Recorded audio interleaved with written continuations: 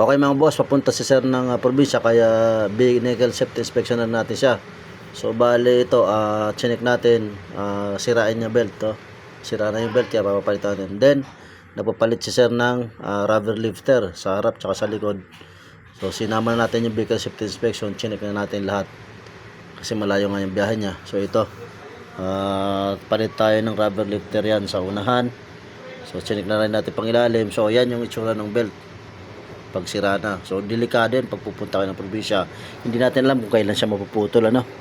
So at least nakita natin, chinek natin, ano. So ayan, papalitan natin yan yung bago. Okay, papalitan natin yan ng bago. Tapos ito nga na nakabitan natin, sinama na rin natin yung pag open all brakes, binuksan na rin natin yung preno.